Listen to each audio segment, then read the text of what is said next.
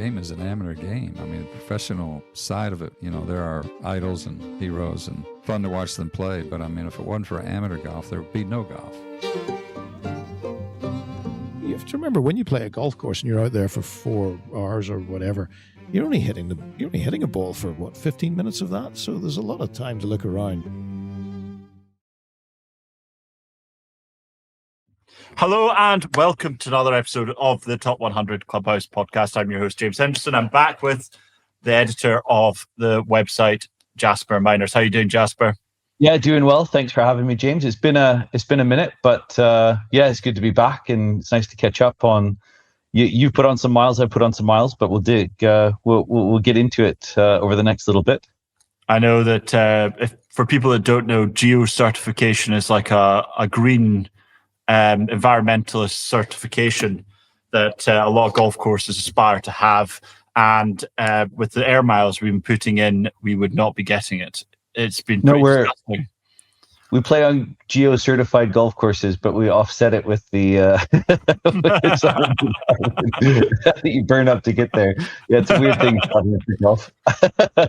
Well, I believe you're at a geo-certified golf course right now. Yeah, so first time to Mauritius. It's kind of one of those bucket list type destinations. And there's a resort here that has done their very best to kind of put themselves on the map with quality golf. And I think it's something we've discussed in the past, where I'm always wary of resort golf because you don't know if it's going to be resort golf or if it's going to be a proper golf resort. And we spoke about that when we discussed Streamsong last year. When you go to Streamsong, it's proper golf, and the resort is just where you stay. Where a lot of golf resorts, they have paddle and tennis and, restaurants or experiences, and we have golf. Yeah. But Heritage, so they've got 2 resorts on a single property. One's more like a authentic Mauritian type experience, and then the other one is kind of a higher end kind of couples, adults only / kind of suites, executive type place. Really swish, great food, like the whole 9 yards. And then they've got 2 golf courses. They've got Le Chateau, which is about 20 years old. I believe it was one of the first on the island. And they've recently added a second one called La Reserve. Both courses were designed by Peter Matkiewicz, which is an African fella. He's about 80 years old, and he's still actively designing golf courses. And during COVID lockdown, he was here on site and basically built this golf course over the COVID lockdown. And the results are quite impressive, actually. There's, I know how much you are a nerd for the grand old names of golf course architecture, and I'm the same. I get suckered into the fact that if Harry Colt was there, it's got to be good golf course architecture. But it goes the other way for a lot of us as well, and it's hard for someone like Peter, who's probably not had the accolades as other golf course architects, to then go out and design something for us to get nerdy about, but it sounds like he has. Well, and that's the interesting thing. So I think just if you're living in Britain or Ireland, you've got your fill of probably 200 to 300 golf courses that you could play, enjoy, and have some architectural merit. And there would be others that you could add to that list without a problem. So even if you've never traveled, I think that the famous Tom Doak quote was, everything you could possibly want to know about golf is found north of England in Scotland. So, and so you could spend your life playing golf courses in Scotland, never play anywhere else, and have a really good understanding and have a really full life in golf just playing those courses.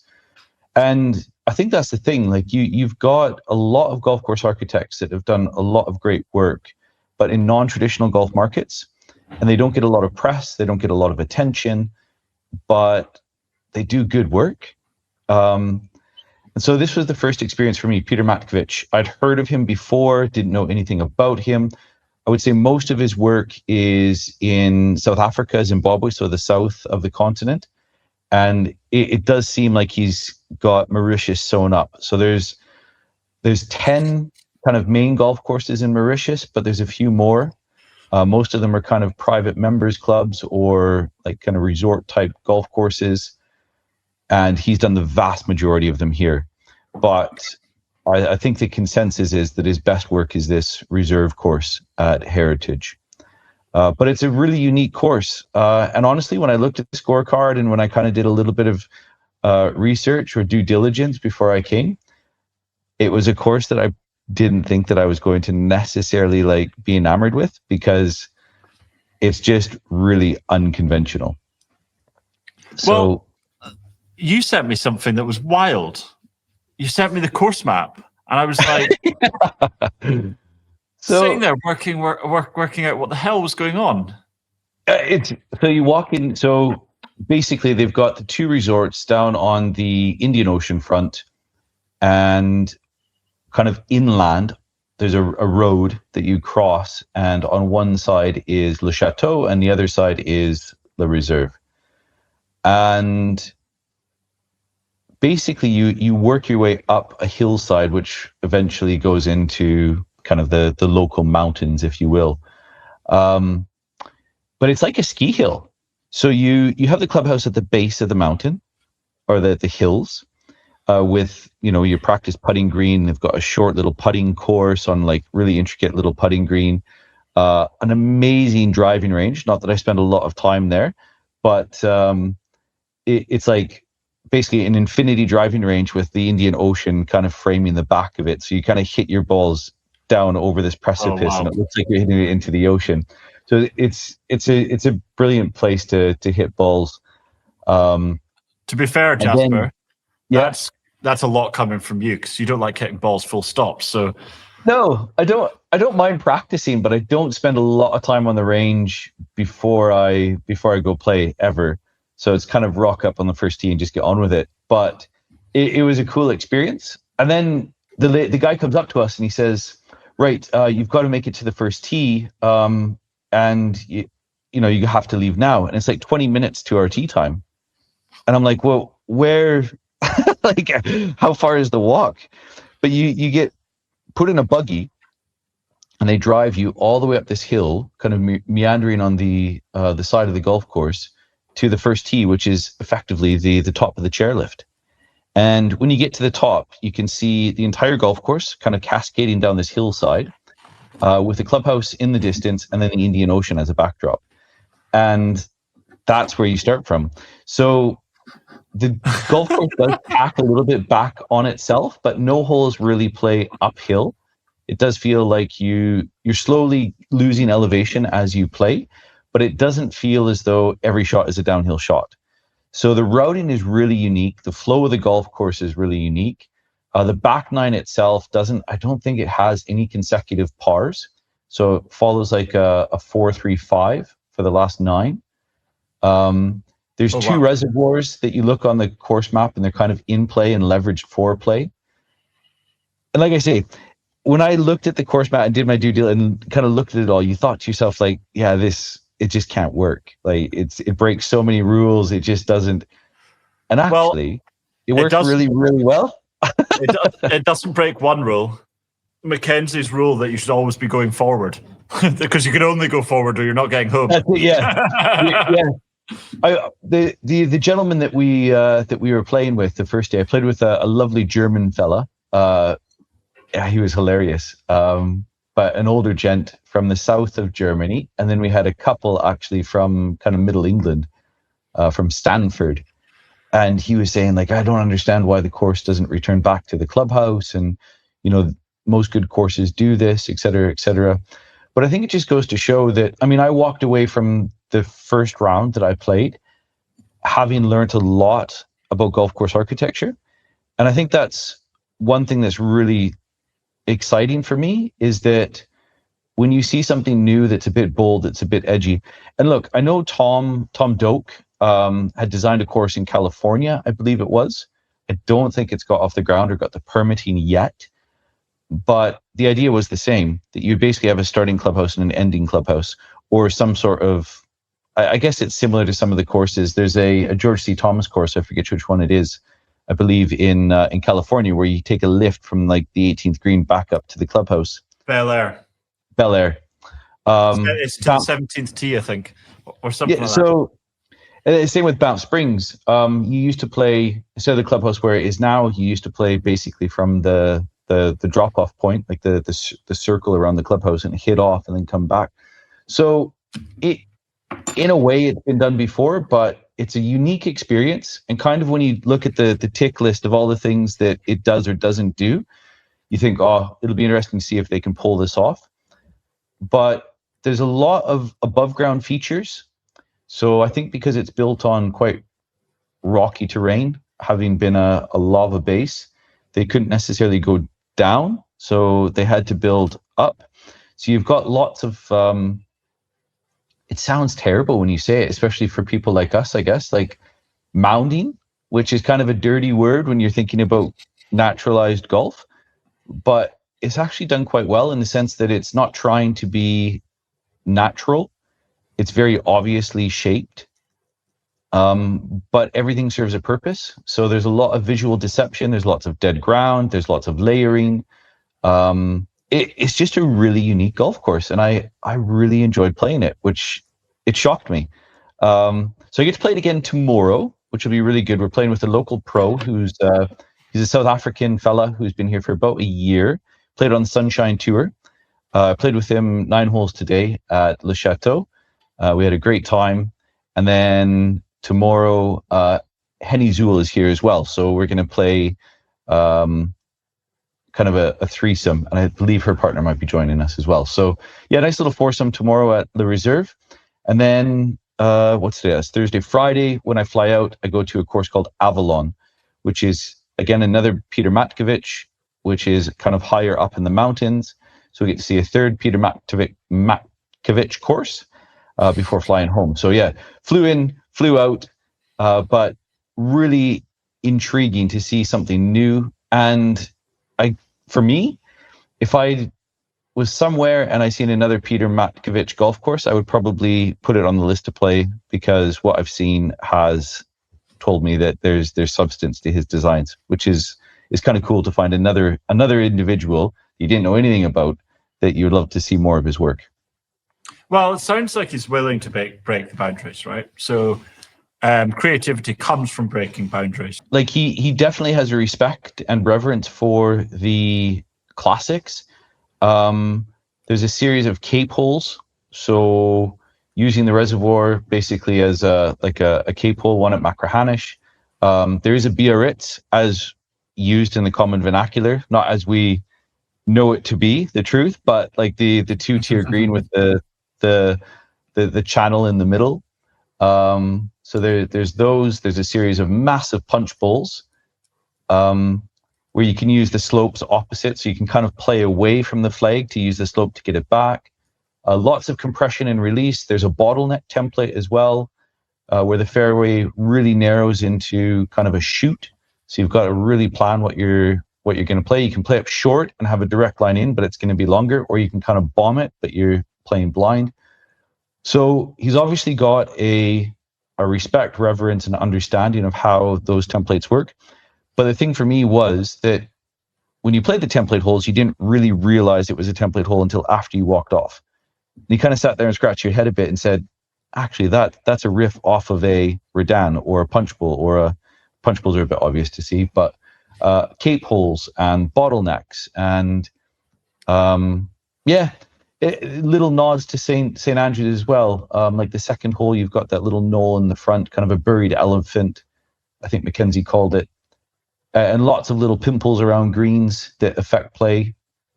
Yeah, really intriguing golf course. Definitely one that if I had the opportunity to come back and play again, I would definitely do. So we'll play it again a second time, and we'll see if at some point we get to come back. So yeah, it's very, very cool to find a golf course that surprises you. So yeah, it was a nice experience. Yeah, I completely agree.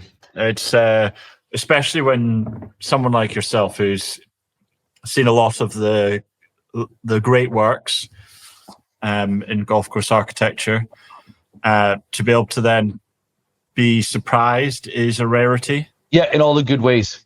Like you say, it's, sometimes we're a bit spoiled. I mean, even just recently, last week I played Formby Ladies and Hillside. So I had been up there before, but hadn't had the chance to play. And again, like, you're just blown away by the quality and caliber of golf. A couple weeks before that, I was down again, kind of playing what would be, you hate to say it, but kind of like B sides or kind of like C or D list courses. And it's just amazing, like the depth of quality of golf in the UK, in and around London. Amazing golf courses, and you get a bit spoiled because you kind of come away from that, and it, especially when you come to a non-traditional golf market in a warm weather, playing warm weather grasses, and you don't really expect a whole lot, because you've been let down before, I guess. But yeah, this one promised and then delivered, which was really good. But you've also put on a few miles yourself, talking about warm weather places. So yeah, I've been to a few spots. I've just come back from 2 weeks in Australia. Oh no, are you talking about the Edinburgh leisure course I played the other day? Oh yeah, that's it. Yeah, because it was over 5 degrees, wasn't it? Yeah. Actually quite cool. I'm going to get someone on the pod to talk about Edinburgh leisure. So it's like, I think it's 20 quid a month or something like that. And you have access to Braid Hills, Silvernouse, Craig and Tinney, Portobello. There's like 6 golf courses that you can go and play for free at like 20 something quid a month. And things like Braid Hills, we need to talk about more. It's a fantastically fun place. But anyway, I'll get someone on the pod. I know about Braid Hill. I haven't played it yet. Whenever I fly into Edinburgh, I can see it. And you kind of think, how did they get a golf course over that? Because it is literally the hills. But I remember reading about it in the confidential guide, and I think Tom mentioned that it's best enjoyed if you have one leg that's shorter than the other, because you're always on like a side hill. It's constantly. But if I showed pictures of some of the holes, they'd be like, "Holy shit, that's cool as hell!" Like, there's some really cool stuff up there, and for whatever price it is, people just don't play it. But anyway, yeah. So actually, I've just come back from Australia. And I did Melbourne and then flew to Tassie and to King Island and back to Melbourne. So it was a pretty special trip. Had a really good bunch of guys. I was hosting a Lockhart trip. If anyone's not heard of Lockhart, it's a club that we have part of Top 100, and it does very high-end tours around the globe. You have to be part of the club to be able to have access to these tours. So we were staying in like the Grand Hyatt in the center of the Melbourne CBD, Central Business District. God, I can't speak. I've been working, actually, just to give people a wee understanding, I've been working on releasing an audio book of the Dr. Mackenzie's golf architecture.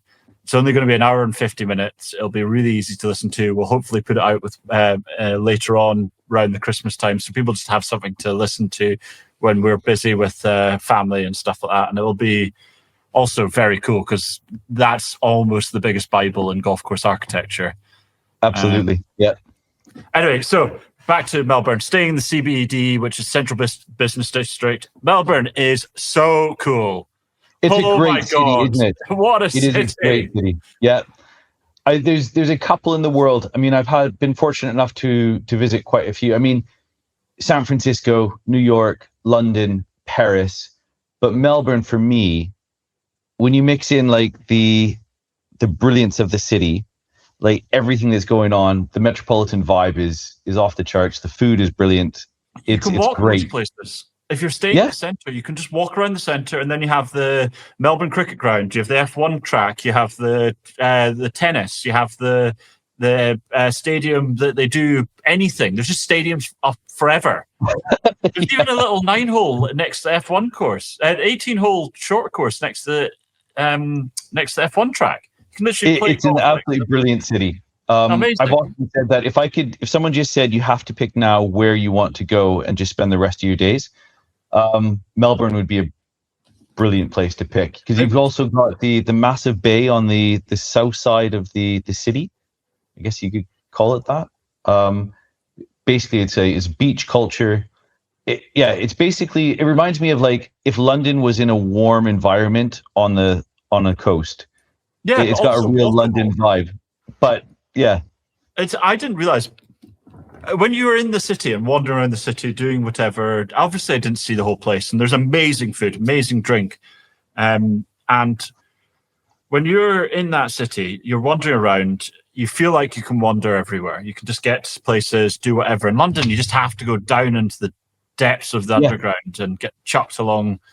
But in Melbourne, you're just like, oh my God, it's sunny. I can wander. I just wander. And there's so many cool little shops and things. And yeah, very impressed. But what most impressed me about the place, even though it might be one of the coolest cities I've ever been to, is the fact that half an hour away from the centre of Melbourne, you have the likes of Royal Melbourne, Victoria, Peninsula Kingwood, Kingston Heath. And you're sitting there going, oh, this is serious. This is golf. This is, they get it. And that's the thing. I think it's probably, for me, New York, London, Paris, Melbourne are probably your big four, but just concentration of amazing golf on the east side of that city. You can't really beat it, to be fair. And the golf courses are just dialed in. They know what they want, and they want firm and fast, and they want golf to be on the ground. They want it high and on the ground. They want the variety of shots, and that doesn't exist in other metropolitan areas. You can say it does in London, but they just don't keep the courses to that standard. They keep it greener. I think the UK, hopefully there's that tide turning now. Gil's doing work at Sunningdale. I've seen pictures recently, just in the last couple of weeks, where they've done a tremendous amount of tree removal, and obviously that will follow heather regeneration, pushing fairways out. Minor changes. Pissed off about tree renovation. I know a lot of people listening won't care, but maybe one will. There was no trees there before. That's the rubbish. It was an open heathland. Yeah, they've come in and the pines have taken away an actual natural habitat, which is heathland, and they're regenerating that just in case people get pissed off. St. George's Hill, obviously, Brian Schneider Renaissance, that's next year, so that will kind of start as well. But to your point, I think unfortunately a lot of the old heathland golf courses in London have actually started to become parkland in nature. So, but Melbourne is like stuck to its roots. Oh yeah, when you go there, they understand and they get pissed off when things get slightly soft. Things get slightly soft. Like, nah, it's not worth it. It's not right. It's not. We need to sort this out. It's like panic stations. It's brilliant. And I don't know if it's always been like that. It might be that they are just on the journey that most English clubs are on now, but they've just slightly ahead of our curve, if you will. So yeah, it's an interesting one. But I mean, Renaissance has done quite a lot of work down there. It sounds like a lot of the old boys were proud of the fact that if you landed a ball on the green, it bounced over it. Yeah. Well, and I think that's the beauty of, well, you know from links golf better than I do, but have an appreciation for it. It's kind of like that 30 yards in front of the green that you need to be thinking about. And actually that surface is almost just as important as the putting surface. Speaking of Royal Melbourne, which is unashamedly the composite course at Royal Melbourne is my favorite golf course in the world. And it may even be the best. I mean, that's a hard... I've not been to Shinnecock yet, but speaking to quite a few architects I know and respect, the kind of the big three that most of the time you hear about, the old course for its architectural merit, Shinnecock, and Royal Melbourne Composite, those are kind of the holy trinity of pure architectural genius. Can we just have a quick chat before we go back into this, right? Can we just have a quick chat about the fact that Ebert Mackenzie is doing work at the old course? Yeah. Just to give people a wee update. Yeah, so There's not a lot. I would call it very small evolution. It's definitely not revolution. I think there's some positive things there. When you see the deck that had been approved and the hole changes, there is widening of the fairways, taking out some rough, adding short grass, which I think you have to applaud. I think that's really, really good. So I haven't spoken to Martin, although I did bump into him twice in the last couple of weeks and had some brief chats. We didn't get into the nuts and bolts of it. I'm sure we'll have that opportunity at some point. I can understand why they would do it for the tournament. The reason I'm asking is just because of this. I've been doing this stuff with Mackenzie recently, and not with, but around Mackenzie. And this is a line from his book. The fact of the matter is that St Andrews differs from others in that it has always been deemed a sacrilege to interfere with its natural beauties, and has been left untouched for centuries. I just thought that was a really interesting line. Just to leave that on a kind of cliffhanger for everyone. We can look at it and say, well, I don't really understand. There's some like slightly dodgy CGI images that go along with the changes in the deck that got approved. You can't really figure out exactly how it's going to be built.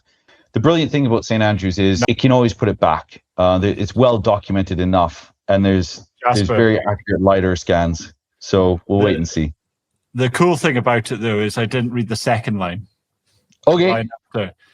No greenkeeper has ever dared to shave down its natural undulations. Most of the bunkers have been left where nature placed them, or others have originated from the winds, and the rains enlarging divot marks left by the players. And some of them, possibly by the greenkeepers converting those hollows where most players congregated into bunkers, owing to the difficulty of keeping them free of divot marks. So you could argue that is the last line constitutes. It's very hard to read something that's miles away in tiny writing.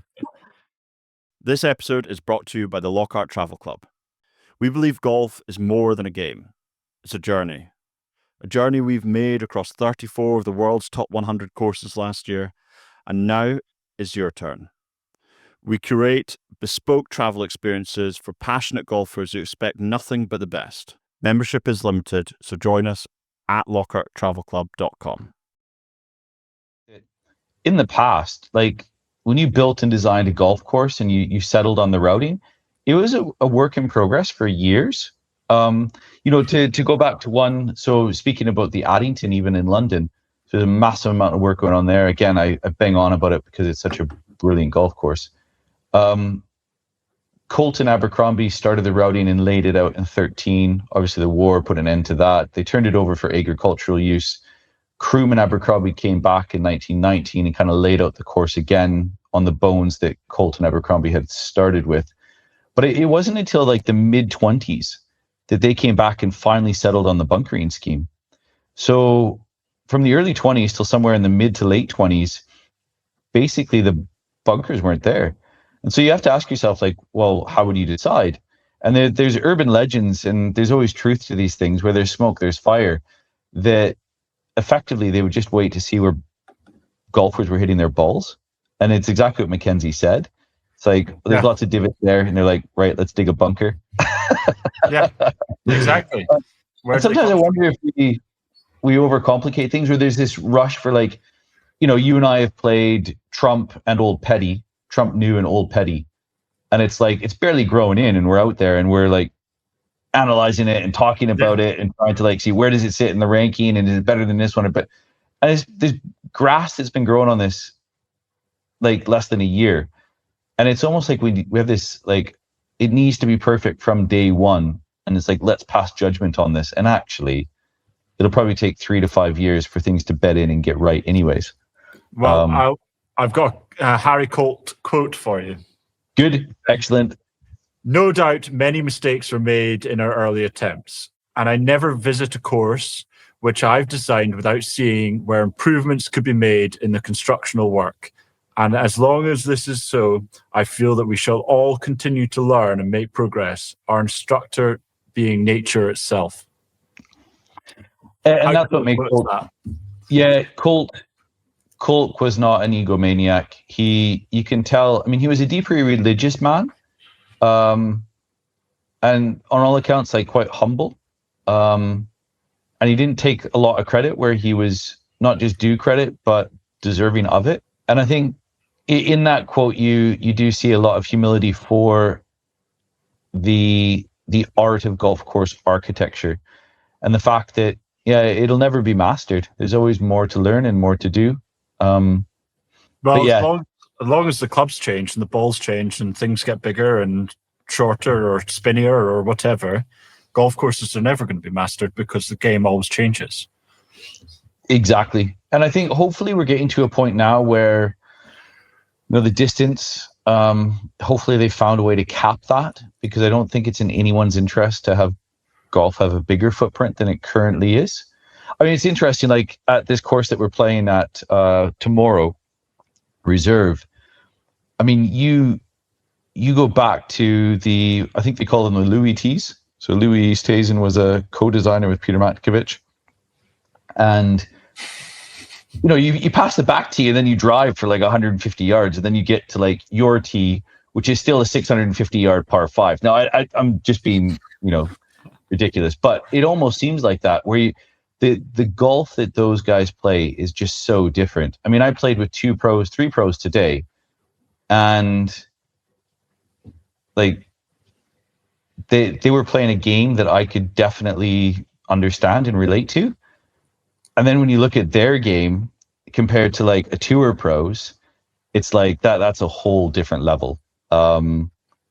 It's an impressive thing these guys can do. But so I don't prescribe to this rubbish that par needs to be protected for the tour pros, though. Like, let's be honest, you see it all over social media where Jordan Spieth or Just Thomas or Thigala or Ricky Fowler's the great champion of it, coming down to North Berwick and playing North Berwick in the middle of a tournament because they want to have fun. Yeah. Like, who cares? As long as the golf course tests them around the greens and makes them think and play different shots, then surely that's much more important than just being long and difficult. Well, I sat in a meeting once with a very well-known golf course architect, a household name that is revered. And we were sat with a committee, and they said, we want to make the golf course more difficult because we have a couple tour pros that come here to play, and they can go out and play off the back tees and basically go around in like 64. And they're like, what should we do? And the architect just said, when they walk up 18, just have a slow golf clap for them and tell them well done. Because he said, at the end of the day, like 99% of the golfers that come to your golf course are not them. And if they tear it up and card a 64 or 62, or they're on a 59 watch, great. Well played. I hope you had fun. And it's like, yeah, actually, like, why do we have to worry about whether a tournament, if they post, I think that's the other thing too, even the hardest golf courses in the world for these guys, if you got someone who's absolutely switched on and just playing really well and really feeling it, they could legitimately post 66s, 67s, and cumulatively go around in 20 under par on some of the most difficult golf courses in the world. And if they have 4 good days on the trot, like, you're finishing the tournament at 16 to 20 under. And there's nothing you can really do to defend that, because they're that good. The ball goes so far that length is not. So, yeah, there's really no way to rein it in now. It would be cool if they could limit driver size. I think that would slow some guys down. But at the same time, I mean... Well, I'll give you an example. Okay? Muirfield is considered a difficult golf course to score low on, right? It's been a pretty well-protected, low-scoring golf course. Yeah, it's not going to it doesn't really beat you up unless they put the rough really high, but it's... They hosted the Scottish Men's Open, Scottish Amateur Open, whatever. There was second place was 7 under, sixth place was 2 under through 4 days, right? Okay. What do you think first place was? 6 under after 2 days, you said? This is 4 days. The second place was 7 under, and then 6th place was 2 under. So the first, what was the winner? The highest. They probably got on a streak and was like 14 under, doubled it or something like that. I reckon it was that. It was a guy called Dominic Clemens. He was 24 under. Oh man, and that's the thing. Like, it's just and I mean, with all due respect to Dominic, it's not Rory when he's really feeling it, or Scotty, or. But do you know what I mean? So imagine, my point is that it's such a difficult golf course. It's not easy. These guys, listen, there was 7 people under par, 8 people under par for the whole tournament. And he's at 24 under. 24 under. And I understand Rory and stuff, and they can manipulate the golf course to control those factors, right? You grow the rough up longer, you make the greens quicker, you make the fairways quicker in Muirfield because they collect tee shots much easier because bunkers are massive at Muirfield. They just don't loop them. But that's the kind of things you can do, firm up the surfaces. And obviously they weren't at the tops of that there. But there's a lot of golf that can be managed that way. You don't need distance. You don't need length to ruin golf courses. Well, and going back to your point, like why Australian Sandbelt golf is so good. I mean, obviously you have the headliners. You've got the East and West at Royal Melbourne. You have Kingston Heath. Victoria is a stunning golf course. St. Andrews Beach, I'll know that's decisive or divisive for some I people. love it. It's a great golf course. I think it's a great golf course. Offering. Yeah. Like, no offense to them. They're trying their best, but great golf course. It's a low budget affair. And pound again, for this pound. is not. It's not a dig. It's got to be applauded. But like anyone can rock up and play, and they do. I mean, I think I had the one time I played a couple of times there, but the one time I played, I think there was like an 8-some in front of me, and they had a cooler on one of the. I don't think there's one guy in the cart and a cooler on the back and on the seat beside him. I think by the end of the round, none of them were wearing shoes or shirts. It was just absolute carnage. But it was a really warm summer's evening. I think everybody had gone off the first tee. Most of the guys have left the golf course, and there was just 8 guys that were having an absolute blast on an absolutely brilliant golf course. And it was just fun to see and watch. But yeah, it wouldn't happen at, Royal Melbourne. Maybe it does on non-members day or on members days. I don't know. Jasper, you'd be shocked. I was wearing long socks, long socks from various reputed, well-respected golf clubs from around the nation. As you do. And abroad. I had Royal Hague socks on, very fancy club in Holland. And I've worn them all week, Royal Melbourne, everywhere. Get to Kingston Heath. I'm wearing my top 100 socks. If you haven't bought a pair, check out the website. Absolutely. And they go, excuse me, sir, you're going to have to change your socks. I'm like, what do you mean? And he goes, well, we don't allow coloured socks. You have to wear white socks. So I had to swap into white gym socks. It's crazy, isn't it? Some courses you can't play the white ones, and then you need the long socks. And in other places, it's like, no, we have an aversion to ankle, so they need to be black socks just above your. Yeah, something about socks. They did tell me that if I had knee-high white socks, then I'd be okay. Just socks have to be white, and it's a weird quirk that they've always had. I just thought it was very funny. But you know what? I love the fact that as much as I like, people get their knickers in a twist about long socks and all the rest of it. I love the fact, though, that it's a private club. These are our rules. If you want to play here, this is all we ask of you. Yeah. Brilliant. No problem at all. They instantly turned to me and went, don't worry, sir, we've got some. We'll give them to you. Yeah, there you go. And actually, the pro's probably like, he just loves people that show up with coloured socks and long socks. Well, the tour that I was hosting, they turned and found it hilarious. I'm getting told off. The Scotsman getting told off in proper dress. Yeah, long socks. It's I looked at another club the other day. One of the courses I want to go and see in London. And I'd have to do my research. We'll have someone who will email in, I'm sure. But it was either Wimbledon Common or London Scottish. One of the two. But you have to wear a red polo shirt when you play. And They basically have ones that are laundered that you can wear if you haven't brought your own, if you haven't showed up. You kind of like pick your size off the rack, throw it on, and then throw it in the bin when you get done. It's sort of like when they provide towels in the shower. So this is like a red shirt. I would not want to be turning up on a really hot day. Yeah, you see some of the blokes coming in with their wet polo shirts. So they think I'm going to have to wear that tomorrow. Mine just sticking to my beer belly, just like, oh. The other one was that they've got, but they have like a subsidized red polo shirt offering. So if you show up and you don't want to take the one that's on the rack, you can kind of like hire a shirt, but you can buy one, I think, for 15 quid or whatever it was. But that's one that I'm looking forward to going to see. If nothing else, it's just part of the experience.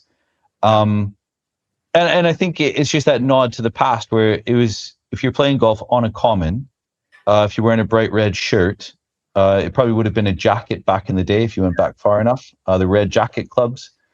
But yeah, it was just to make everybody aware that there was golfers on the common that were playing through. So just be aware of, projectiles that might be in your general direction while you're having a picnic on some sort of Victorian Sunday afternoon. But yeah. I was reading about that the other day, about the origin of North Berwick. And at North Berwick, the council or the township or whatever it was called back then nearly banned golf on the common. So we might never have got North Berwick if it hadn't been for some posh boys defending the fact that they would like to play their golf, because the council was trying to get rid of. They were so annoyed about these balls hitting people and like getting in the way of people having a picnic that we might. Yeah, before there was like. Yeah, litigious society. So it is London Scottish. You can hire a top for a $5, or you can buy one for 15. I think I'll be spending an extra 10. The extra 10 is worth it. Yeah. When Dave walks in after like a 28-degree day in London, really humid, you don't want to be wearing Dave's shirt the next day. Oh, God. I'm sure they do a good job at laundering them. But yeah, London Scottish. Another one, talking about North Berwick, big news this week. Gil Hans hired in to be the consulting architect, and that seems to have made its rounds on social. But the club have also made they've made quite a bit of news about that. So interesting to see too what his master plan will be like, and how much it'll stick to the historical side of North Berwick. So that'll be one to watch in due course. Well, North Berwick, to start off with, doesn't have a historical side.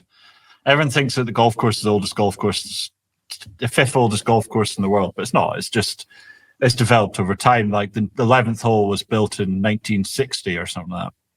And so there's a lot of things about North Berwick that's very complicated. There's a lot of old holes, a lot of new holes, a lot of David Strath is kind of like the guy who lined up, great friend of old Tom. But really what Clyde Johnson was doing before Gil was appointed is being very sympathetic to old photographs and reinstating a few of the bunkers, because at the end of the day, the golf club had lost its way in terms of maintaining some of the old features to the standard that we would expect them to be. People, you can see it when you just see these rutty bunker faces and the bunker size being minutia compared to what the footage of the bunker is. It's all obvious stuff. And so Clyde Johnson was doing a very good job in that, and they've decided to go with Gil Hans. We'll see how it all goes. I won't say much more because it's not my place to say. But it's an interesting one because Gil's obviously got a lot of work on. He's a very busy man, so we'll see what he can actually do. But at the end of the day, there's not much work that needs to be done at North Berwick. The actual hard work that's been done by Clyde in the last few years, the major differences, the major features, simple things like how to build a revetted bunker well. People don't understand that a lot of people don't know how to do that, especially even golf course architecture. And Clyde's one of the best at it. He's now taught Kyle and his team how to do it. So a lot of the revetted bunkers are being rebuilt by in-house, and they all look immaculate, apart from the fact that we've had such a dry year. So there's been some edging that's growing, that's not growing in. But that happens when you have dry weather like that. There's nothing you can do. No, absolutely. And that's, we all look at these old photographs and we say like, oh, wouldn't it be amazing if we could play golf courses like that? And it's like, well, the reality of the situation is that bunker's probably south facing. There's probably a drought. All of it started to crumble and fall away. It looks amazing in an old black and white photo. And we all think, why can't we just build it like that? But they never had micro irrigation. They never had irrigation. They didn't have green teams that were like, 20, 30 people deep. And yeah, it's an interesting one how, you and I kind of look back at a lot of old photos and think that would be awesome to put back. But then there's also this constant balance with what do visitors expect, what do members expect now, tastes have changed. And it's a really difficult balance to strike. So yeah, inputs, outputs, expenses, all that kind of stuff. And I think that's the thing, like you get one year where you have a bit of a drought and it might be blown out or south facing or whatever it is, and it starts to crumble, and there's like this desire to rebuild it all. But actually that in a lot of ways, for my personal taste, like when a lot of those revetments start to break away and it looks like they're almost in a state of suspended decay or benevolent neglect, that's when it really starts to pop. You look at talking about St. Andrews, some of the old pictures of like hell. It was hell if you went in there. Like it was terrible. You're back at the Psalm. Your sin. Yeah, and even the road hole bunker. Like I know it's deep and the contours are all really dialed in now and all the rest of it, and it always looks amazing. But when you look at that road hole bunker now, or in the old photographs, my goodness, like there was not. You kind of wonder, instead of pushing like hundreds and hundreds of yards on these back tees and playing St. Andrews, the Open at St. Andrews on like, 4 different golf courses, because they play off the practice ground, the Eden, the New, and Himalayas, or the Ladies Putting Club. So just to get it around there, they're playing golf on like 5 courses. And I sometimes wonder if the hazards were still hazards, would you need to do all of that? Interesting. Or maybe they would just avoid them all. Something that's been a trend that the RNA have been doing, and it's kind of backfired on them a couple of times. It definitely backfired on them when they hosted at Hoylake. They've been flattening the base of revetted bunkers. So you're more likely to get caught up in the face and have almost an impossible shot. And I was at the old course the start of this year. So I was in that bunker. I had to putt it backwards to be able to play back onto the green. Because I had no swing backwards. If I went left, I was going into the bunker in front of Eden. If I went the other way, I was going into rough. So the best option for me was just to use a putter because the surface is completely flat. And that's another way of making these things very defensible. But the problem is the RNA buckled to the pros in the Royal Liverpool. Yeah. What we're basically saying is that in the bottom of a lot of these revetted links styles bunkers is that they bowl them out, they dish them, so that if you do find yourself in them, the ball will always collect to the middle of the bunker. So you can either advance it or kind of chip out sideways at the very worst, as opposed to kind of taking 3 cracks at it to get the ball back in the middle of it.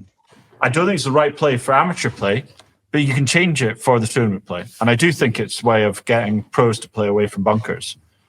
Yeah, and that's the thing. Like, a hazard. Most bunkers now are hazard in name only, and a lot of times, pros will actually aim for bunkers. They'd rather take their chances in getting an amazing lie in a bunker that's been maintained and presented, as opposed to getting a dodgy lie maybe in longer grass.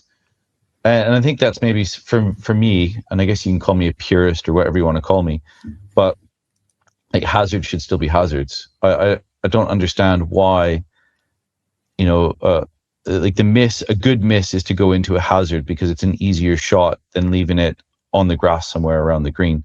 But again, that's like a deep Jasper, a deep dive into architectural. I spoke to an uncle of mine who I will remain nameless, but he spent a bit of time in America, and he's a member of a lot of famous clubs. I turned to him and was like, what was your favorite golf courses in America? And he goes, the golf in America is rubbish. And I was like, what do you mean? He goes, they just never have learned how to make a bunker. And he was just adamant that just because their golf, they've never learned to make a bunker. He just didn't care about the American golf. It's a very interesting time, and there's like this inflection point, because it's almost like the Americans have gotten really good at producing the golf that they think we all play here. So you look at your stream songs, your Bandons, your Sand Valleys, and there's this like drive towards like fine fescue golf courses, lay of the land where you can run the ball, the ground game is paramount, interesting greens, natural minimalist settings, all that kind of stuff. And actually a lot of the great golf courses in the UK that they're all trying to become, we're actually trying to become American, or what America was 20 years ago. Oh, big time. And it's like, guys, like the reason why you all want to go to America and play at the minute is because they're actually trying to be what you are or were up until a few years ago. And I think a lot of these big Scottish and English clubs are now sitting on a little bit of cash because they've got so many Americans coming into play that they're trying to find ways to spend money, and it ends up the amount of golf courses that I've been on recently playing around London. Like Craig Both did the kind of like the first grass pass at Carnoustie, like maybe a decade or more ago.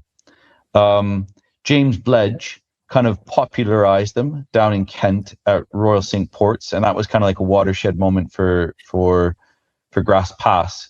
And then now you have John McLaughlin at Wallasey that's kind of done a lot of work and kind of dialed in Wallasey. It's all brilliant work, but you have these 6 meter wide pass with micro irrigation, with dwarf rye, and they're expensive and they take time.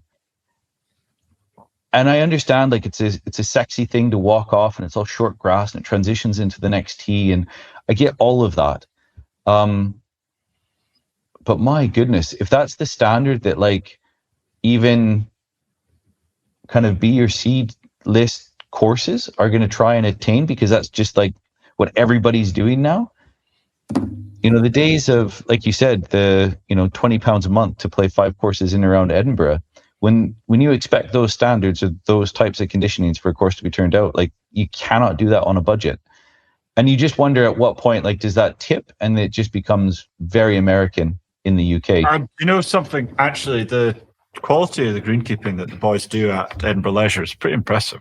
Like, genuinely, there was we've had a lot of rain recently, and there was one hole out of action in the woods, but the rest of the golf course was in full playable condition. This is a Parkland golf course. Yeah. So every fairway was in play. There's no mats. The greens were in play and rolling. Yeah, they were running at 5, you know, but they were frozen overnight, you know, so and there was some water and some bunkers, but it was all frozen overnight, and it had 20 mil of rain the day before, you know. But it's just, and it's a clay site. Like oftentimes, and I think, you know, this has been said many times before by a lot of people, but oftentimes the more money a club has, the worse their golf gets. And look, we're going to be doing a lot of rankings releases we've had a lot of panelists all around the world doing a ton of work. This last year, we've tried to align all of our rankings. This year, we kind of go back in with a lot of new panels, new guidance, a lot of new play, and we're going to be updating things over the winter season. But it's so true. Like the comments inevitably are, "Oh, that course shouldn't be where it is because it's not well maintained." So you've got individuals that, again, and it's a very broad church, golf is. if you love playing in a manicured garden, that's fine. Nothing wrong with that. If that's the most important thing to you, also fine, not a problem. But for a lot of people, course conditioning has become the paramount factor in deciding whether a golf course is good. And again, I don't know if they're just on that journey in golf where eventually they'll get to the point where they say, like, yeah, it's really nice to have stripy hand-mown tees and all the rest of it and plaid everywhere in the fairways, and that's really cool and really expensive and really green and usually really soft. And I really love that form of golf. Or if at some point there'll be an epiphany where they'll say, actually, brown is really sexy. And when it looks like when you hit your drive and there's like a puff of dirt when it hits the fairway and the ball runs into the rough that's really thin and wispy, and you have to hit a recovery shot from 120 yards, but you only need to hit it 40 yards and roll it all the way up. That's proper golf. It doesn't help having a load of Americans now becoming lead architects and golf courses in the UK. No offense to I'm sure they're much more aware of things than that, but and they would have a global perspective, obviously. But American budgets are very different. And even Aussie budgets. I mean, some of the projects that have been done down there, even around Melbourne, are eye-watering. PK was 80 million quid. $80 million, so that's £40 million. Yeah, two golf courses. And then the clubhouse there is... It's insane. It's insane. It's wild. So good. It's so good. I mean, they got... I love the fact that, like, I think walking from the pro shop to the clubhouse, there's like a pool as well. Yeah, there's kind of a cool addition. Look, it's really nice to go, and it's massive and magnificent. And yeah, it's a proper way to spend a few days if you're down there. But again, if golf is paramount, and Peninsula Kingswood gets it right, the North and South course there are both bangers. They are very, very good golf. So yeah, it's an interesting time, but we'll see what happens. Hopefully the tide is turning where St. George's Hill and Sunningdale will kind of set that bar and set that lead again to say, this is the standard of golf. This is how we expect it to be turned out. And this is actually where the sweet spot is. What you're trying to protect is the spirit of the game, that the elemental parts of the game that make golf great. Those are the things that need to be protected. And there's different ways that those manifest themselves in the modern game. But to have someone and know someone gets that and is advising you, that's why having a good golf course architect is so important for so many clubs. That brings me to one more thing. So just the rankings when they're coming out. So we've actually had quite a few guys traveling and playing. I alluded to this before. So there will be some changes in some of the rankings. We've updated a little bit of our guidance for our panelists. We are top 100 golf courses. So in the past, we've always grappled or wrestled with this concept of, like, how do we rank courses if they only have 9 holes or 12 holes or whatever it might be?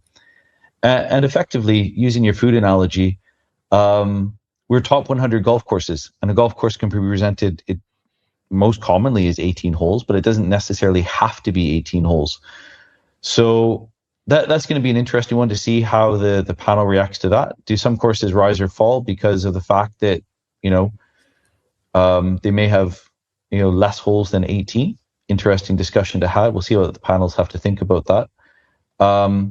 But going back to it, it's like if you go to, there's taco stands in Mexico that have Michelin stars, and all they do is sell a taco.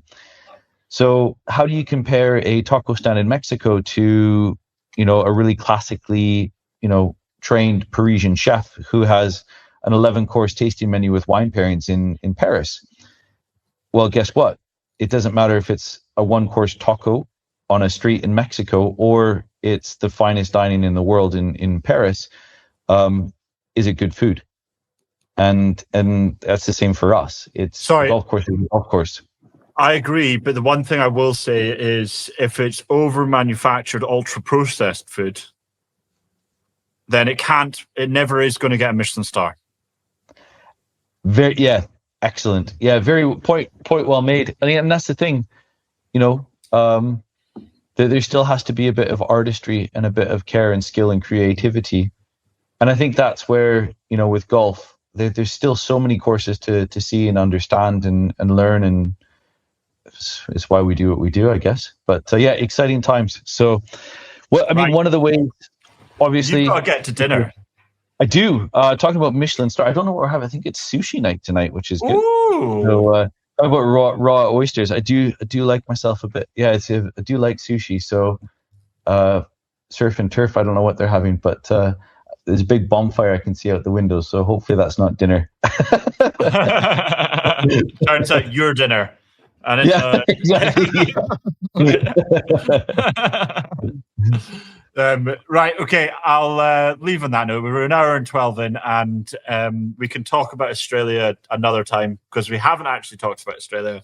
Yeah, But, no, there's lots to unpack there.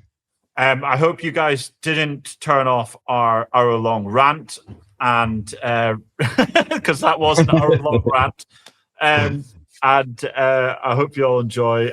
Till next time, next time we'll probably talk about Australia and get on to what's been going on more in our lives, and then a bit more about what's going on the website, because we will release a pod before the end of the new year about what's happened at Top 100 over the last year, what's changed, and also our mission statement for next year in terms of what we would like to do, what we are planning to do. And just kind of, I don't know if you do this, Jasper. Do you ever start the new year just sit down and write down and go, I want to be better at this. I want to be better than that. I'm going to complete the garage clean out. At the start of the year, we kind of doing that. There's definitely that. I don't necessarily have like a New Year's resolution, but there's always something about starting fresh, isn't there? Where you kind of say, okay, draw a line under what we've done, take stock of how well it's worked, and then let's get excited about what we're doing moving forward. And yeah, 2026, we've got some cool stuff in the works. We're collaborating with a lot more people, so there'll be more to do, but we can get into all of that. But yeah, 2026, I think, will be the best year yet. So looking forward to it. Right. Okay. Thanks very much, Jasper, and go enjoy your sushi / don't get barbecued. Try not to. Thanks, James. We'll speak to you soon. Right.